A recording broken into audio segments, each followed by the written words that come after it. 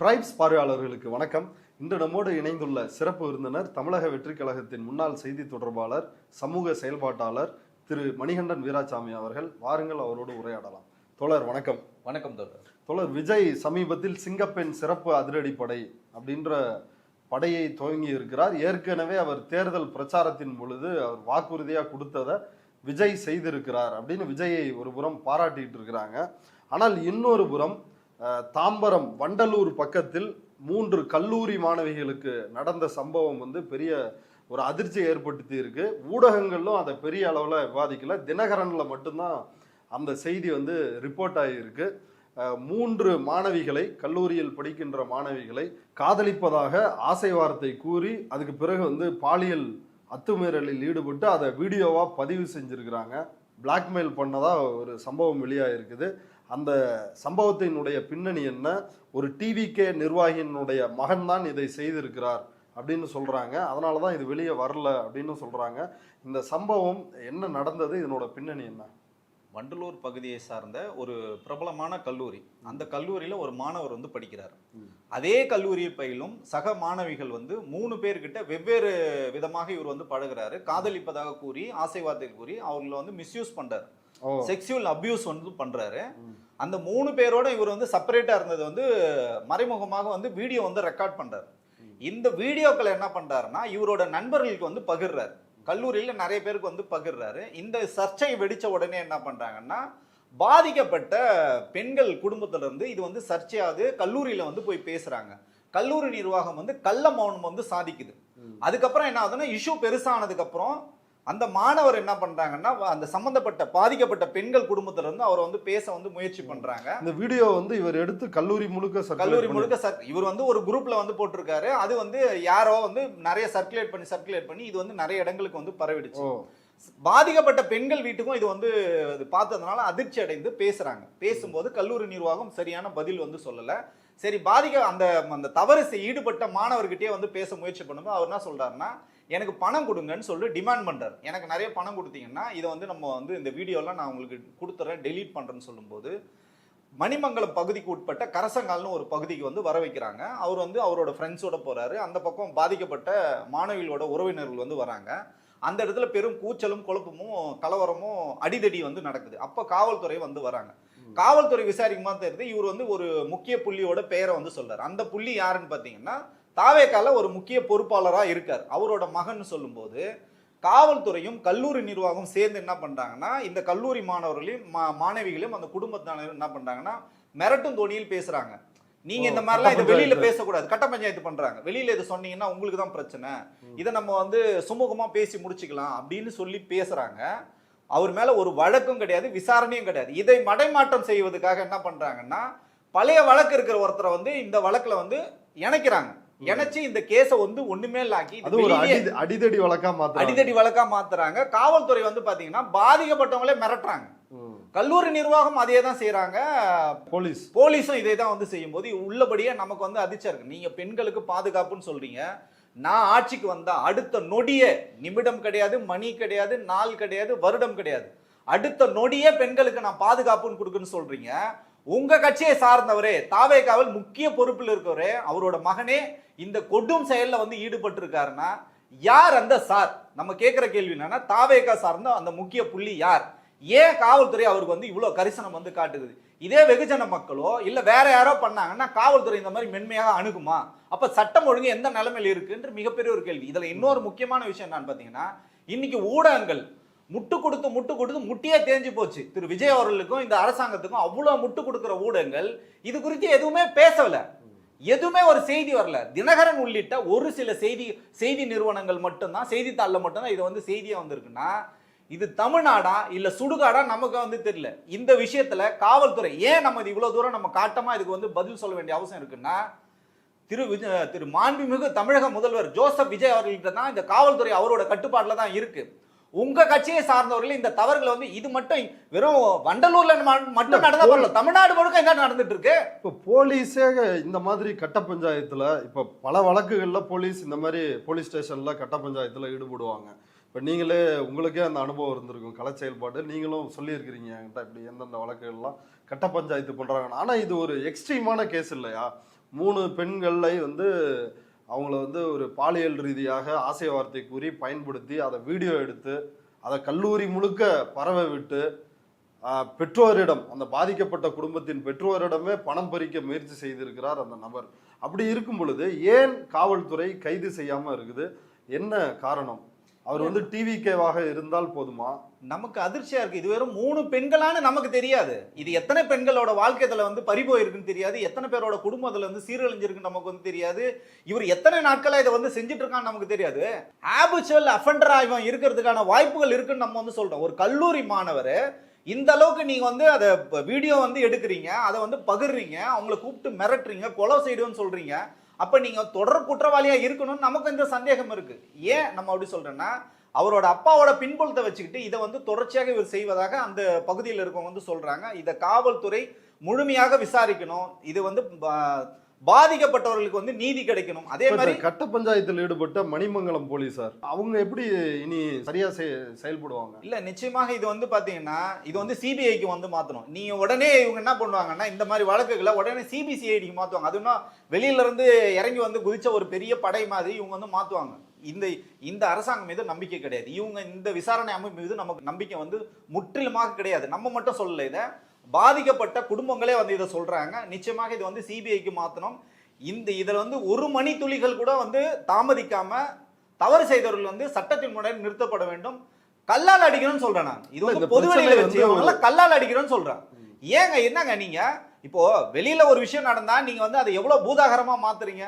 நம்ம வந்து யாருக்கும் இதை சப்போர்ட்டே பண்ணல. இது வந்து மிகப்பெரிய ஒரு கொடும் செயல் தான். ஆனால் தொடர்ச்சியாக தமிழகம் முழுவதும் தாவேக்காவை சார்ந்தவர்கள் வந்து இந்த மாதிரி குற்ற செயல்கள்ல இந்த மாதிரி பாலியல் வழக்குகள் வந்து சிக்கிறாங்க. இன்னைக்கு இது வந்து புதுசா இன்னைக்கு நடக்கல, தினம் தினம் நடந்துட்டே இருக்கு. இப்போ பாத்தீங்கன்னா இதுக்கு முன்னாடி வைகுண்டத்துல பாத்தீங்கன்னா ஒரு பெண் வந்து பாதிக்கப்பட்டாங்க. அவங்க பாதிக்கப்பட்டவங்களும் தாவேக்கா சார்ந்த மகளிர். அந்த பாதிப்புக்கு உள்ளாக்கணவங்களும் பாத்தீங்கன்னா 2 பேர். அவங்க பேர் பாத்தீங்கன்னா ஒருத்தர் பேர் வந்து ஜெயபால், இன்னொருத்தர் வந்து பாலசுப்ரமணியம். இவங்க 2 பேரும் ஒரு பெண்மணிக்கு வேலை வாங்கி தரேன்னு கூட்டு போறாங்க. அவங்களுக்கு வந்து குளிர்பானத்துல மயக்க மருந்து கொடுத்து அவங்கள வந்து பாலியல் துன்புறுத்தல் வந்து பண்ணியிருக்காங்க. அதுல ஒரு பெண் மட்டும் தான் வெளியில வந்திருக்காங்க. இன்னொரு பெண்ணும் அதுல பாதிக்கப்பட்டிருக்காங்க. அவங்க வந்து வெளியிலேயே வரல, வெளியிலேயே சொல்லவில்லை. இதுல வந்து அவங்களுக்கு யார் வந்து பின்புலமா இருக்காங்க பாத்தீங்கன்னா சரவணன் சொல்லிட்டு அந்த ஸ்ரீவைகுண்டத்தோட எம்எல்ஏல தொடர்புல இருக்காரு. இது யாரு பஞ்சாயத்து பண்றாங்கன்னு பாத்தீங்கன்னா மாண்புமிகு அமைச்சர் ஆதவ அர்ஜுனா வந்து பஞ்சாயத்து பண்ணியிருக்காரு. அவர்கிட்ட இந்த கம்ப்ளைண்ட் போயிருக்கு. அதே மாதிரி பால்வளத்துறை அமைச்சர் சகோதரி அந்த ஜெகதீஸ்வரி அவங்களும் இதுல வந்து கூப்பிட்டு பேசியிருக்காங்க. அவங்க இது குறித்து எதுவுமே வாயே திறக்கல. ஏன்னா நாங்க தான் பெண்களுக்கு பாதுகாப்புன்னு சொல்லிட்டு வாய்க்கிழியே பேசுறவர்கள் எதுவுமே பேசல. பாலியல் வன்கொடுமைக்கு ஆளான அந்த பெண்மணி பேட்டியில சொல்றாங்க, ஊடகங்களை சந்திச்சு, ஸ்ரீவைகுண்டம் எம்எல்ஏ சரவணன் அவரே வந்து என்கிட்ட பேசினாரு, விஷயத்தை பெருசாக்க வேணாம், அரசு வேலை தரான், என்னோட பேண்டை கலட்டினாரு. அப்போ நான் தடுக்கிறேன், ஆள் ஷவுட் ஆனாலும் என் மேலே விழும்போது என்னால் வந்து அவரை தடுக்கவே முடியலை. தள்ளி தள்ளி பார்க்குறேன், முடியலை. இவர் மாற்றி அவன் விடிய காலம் எழுந்திரிச்சு நான் சத்தம் போடுறேன். ஏன்னா நான் ஒரு பெண்ணை நம்பி வந்ததுக்கு எனக்கு நீ நம்பிக்கை துரோகம் பண்ணுறேன்னு கேட்டதுக்கு அவன் நீ வெளியில் சொன்னேன்னா உன்னை மிரட்டிடுவேன், சரவணன் தானே கூப்பிட்டு வர சொன்னார், நீ நியாயம்லாம் சரவணன்ட்ட போய் கேட்டுக்கோன்னு சொல்லிட்டாரு. திரும்ப நான் வீட்டுக்கு வந்து மறுநாள் ரிசல்ட் நான் யார்ட்டையுமே சொல்லலை. 2-3 நாள் கழிச்சு நான் சரவணன்ட்டே கேட்டேன், அடே நீ வந்து இப்படி சொல்லி கூட்டு போனானேன்னு கேட்டதுக்கு, அக்கா நீங்கள் இதெல்லாம் போட்டுட்டு பெருசுப்படுத்தாதீங்கக்கா, புசி அண்ணன்ட்ட சொல்லி புசி அண்ணன் விஜய் அண்ணன்ட்ட சொல்லி ஒரு வேலை வாங்கி கொடுத்து சரி பண்ணிடலான்னு சரவணனே என்கிட்ட தொலைபேசியிலே சொன்னார். அயோக்கியத்தனமா இல்லைங்க இதெல்லாம். புசி அண்ணன்கிட்ட சொல்லி விஜய் அண்ணன் மூலமா அரசு வேலை வாங்கிடலாம் அப்படின்னு வந்து சொல்லிருக்காரு. முதலமைச்சர் பேரையே பயன்படுத்தி குற்றத்தை மறைச்சிருக்காரு. அதாங்க சொல்றோம். நம்ம எனக்கு வந்து இன்னும் கோபம் அதிகமா வருது. ஒரு தமிழ்நாட்டுல ஒரு பெண்கள் பாதுகாப்பு குறித்து ஏங்க இதுக்கு முன்னாடி எவ்வளவு சட்டங்கள் கடுமையா இருந்ததுங்க. தவறு செய்தவர் யாரா இருந்தாலும் அவங்க மேல எந்த விதமான கரிசனமோ பாகுபாடு இல்லாம சட்டப்படி நடவடிக்கை எடுக்கிறாங்க.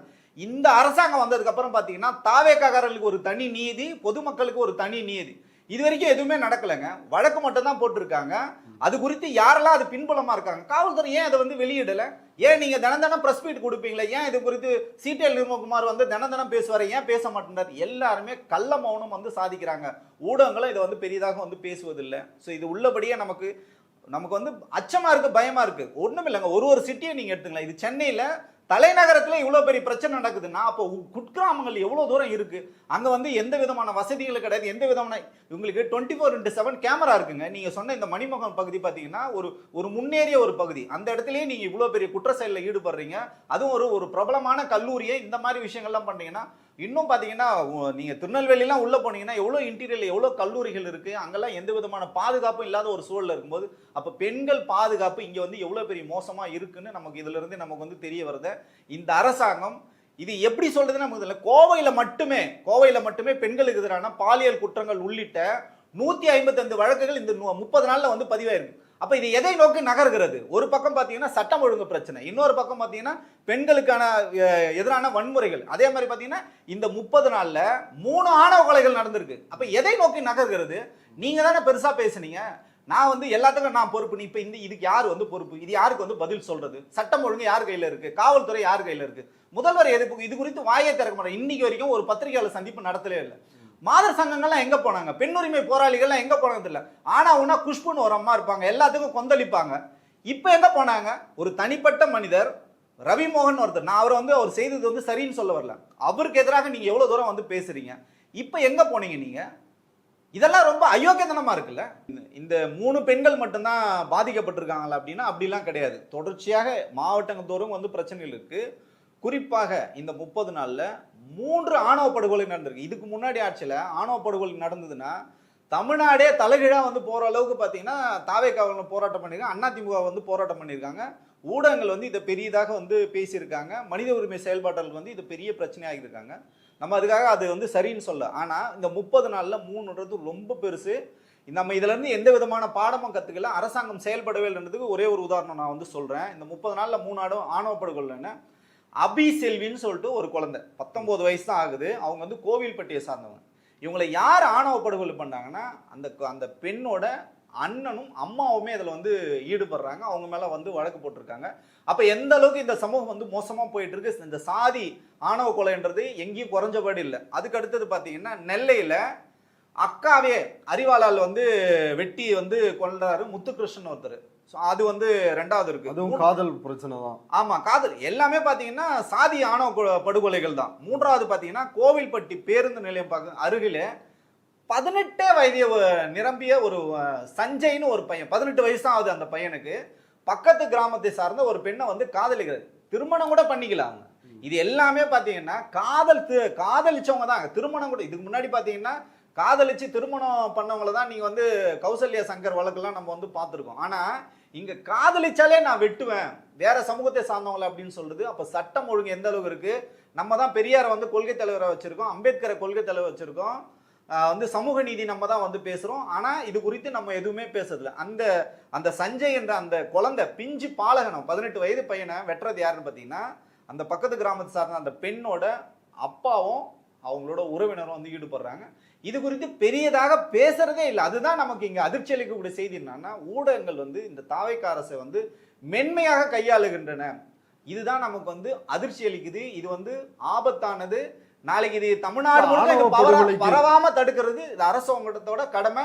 இதை வந்து கடுமையா அவங்க வந்து இதை செயல்படுத்தணும். காவல்துறை வந்து இப்ப நீங்க சிங்க பெண்கள் அதிரடி படையெல்லாம் நீங்க போடுறீங்கல்ல, அதெல்லாம் பிரச்சனையே கிடையாது, நீங்க வந்து போடுங்க. இன்னும் வந்து காவல்துறை முழுமையாக திரு விஜய் அவர்களோட கட்டுப்பாட்டுல இருக்கா இல்லையான்னு நமக்கே சந்தேகம் இருக்கு. ஏன்னா இது குறித்து அவர் எதுவுமே இது வரைக்கும் பேசவே மாட்டேன்றார். அதுதான் நமக்கு வந்து வேதனை அளிக்குது. இப்ப இன்னைக்கு வந்து எதிர்கட்சி தலைவர் அவர் வந்து அந்த எம்எல்ஏ ஸ்ரீவைகுண்டம் எம்எல்ஏ சரவணனை வந்து அவங்க மீது நடவடிக்கை எடுப்பாரா சிஎம் அப்படின்னு சொல்லி கேள்வி எழுப்புகிறாரு.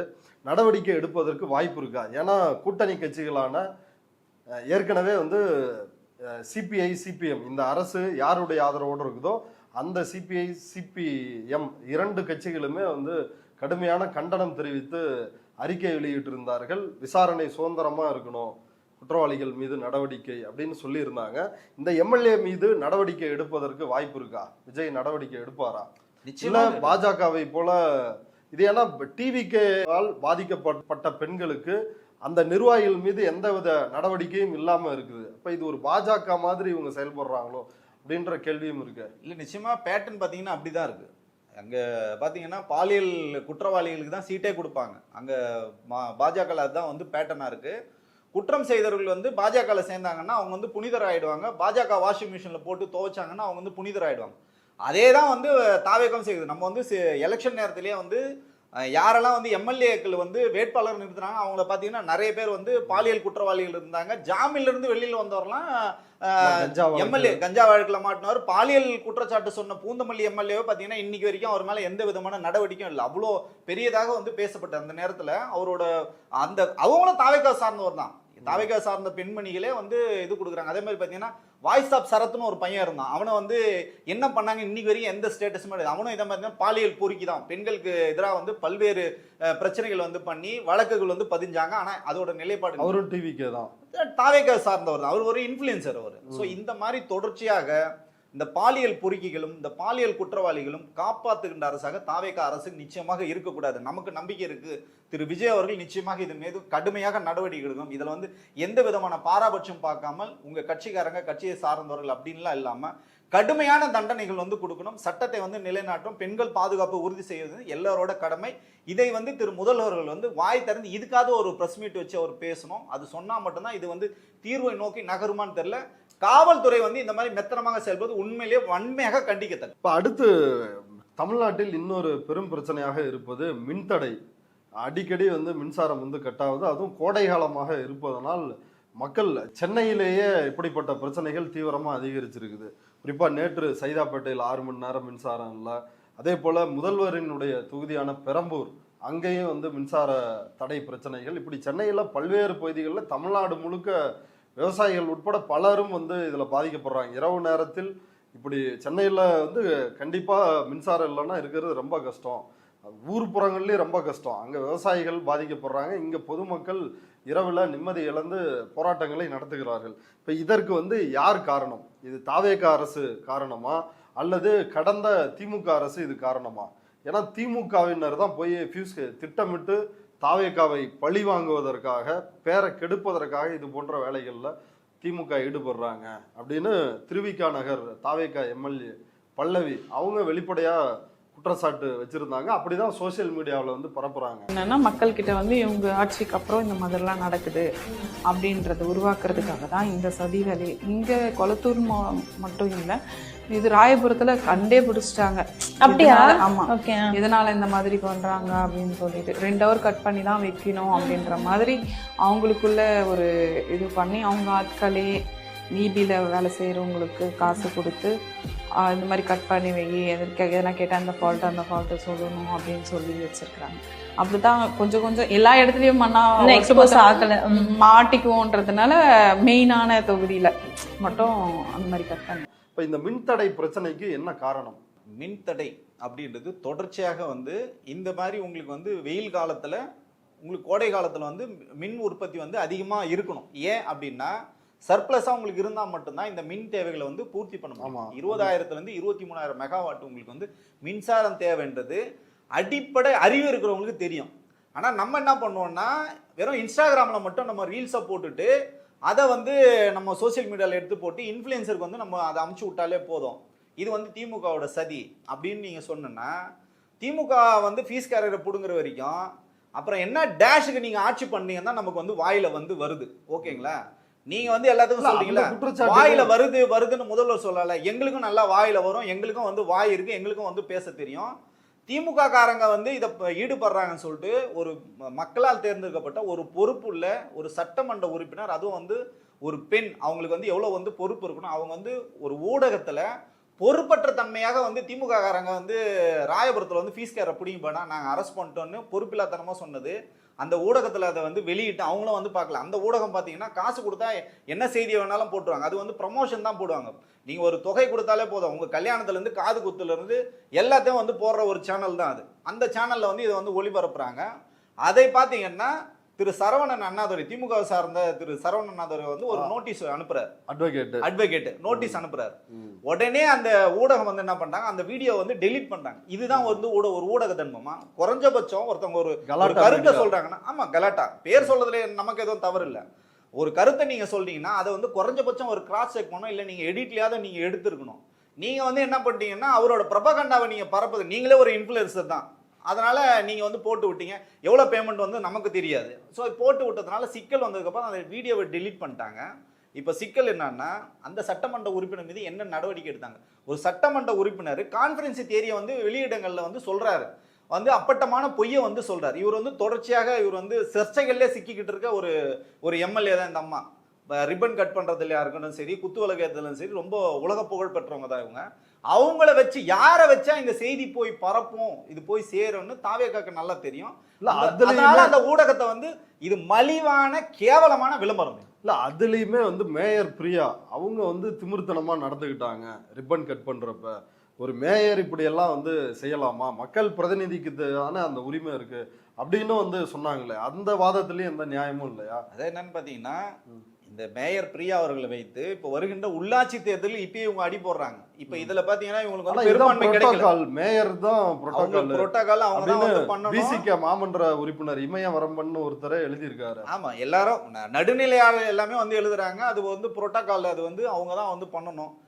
என்னங்க ஒரு சபை நாகரிகம், பின்னாடி இருந்து ஓடி போய் நீங்க வந்து குறுக்க கையை விட்டு நீங்க வந்து கட் பண்ணணும்னா கட் பண்ணிட்டு போங்க, அது பிரச்சனை கிடையாது. ஆனா கரண்ட்டை கட் பண்றதும் வந்து திமுக நீங்க சொல்றீங்க பாத்தீங்களா, எல்லாமே திமுக தான் காரணம்னா அப்புறம் நீங்க எதுக்கு ஆட்சிக்கு வந்தீங்க?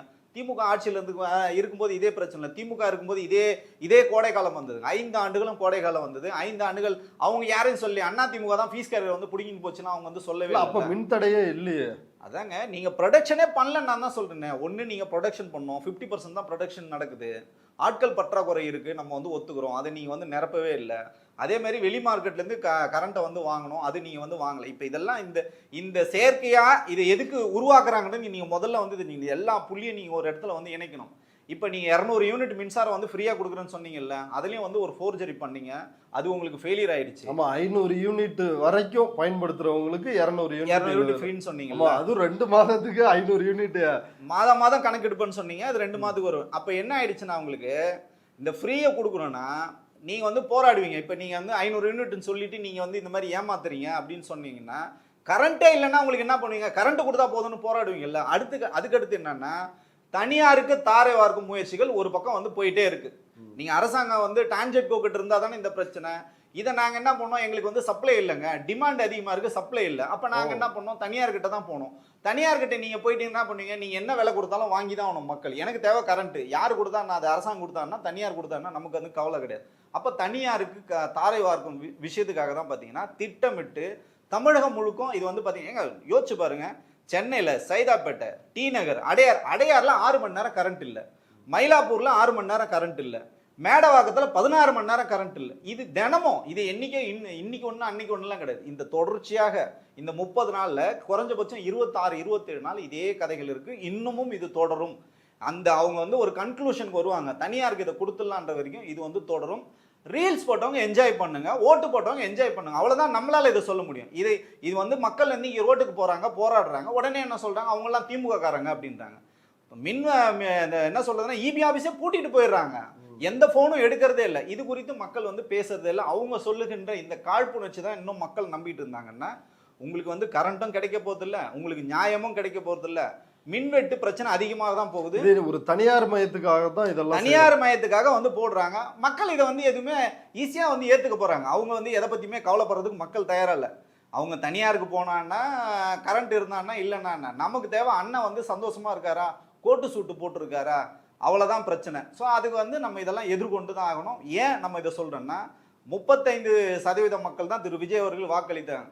நீங்க வேணா அவங்களுக்கு வந்து இதை அனுபவிச்சுட்டு போட்டோம். மீதி 65% மக்கள், இதுல நோயாளி இருக்காங்க, குழந்தைகள் இருக்காங்க, முதியவர்கள் இருக்காங்க, மருத்துவமனைகள் இருக்கு, இண்டஸ்ட்ரியல் இருக்கு, இவ்வளோ பிரச்சனைகள் இருக்கு. கரண்ட்ன்றது வெறும் கரண்ட் மட்டும் கிடையாது. இதுல ஏதோ தாவேக்காவோட அரசியல் அப்படின்லாம் நீங்க வந்து பார்க்கக்கூடாது. இது உள்ளபடியே இது நிர்வாக சீர்கேடு. இதை உடனடியாக வந்து சரி செய்யும், இல்லைன்னா இது மிகப்பெரிய சமூக அவலமாக மாறும். ஏன்னா குற்றங்கள் ஏற்கனவே இங்க கட்டுக்கடங்காம இருக்கு. நீங்க இன்னும் பவர் கட் பண்ணி இன்னும் குற்றங்கள் அதிகரிக்க வழிவகை செய்திடாதீங்க. இது அரசு வந்து தாய் உள்ளத்தோட இதை வந்து அணுகணும். இதுல வந்து டிலேவே வந்து பண்ணக்கூடாது. இவ்வளவு நேரம் நம்முடைய பார்வையாளர்களுக்காக உங்களுடைய கருத்துக்களை பதிவு செய்வதற்கு ரொம்ப நன்றி தோழர். நன்றி தோழர்.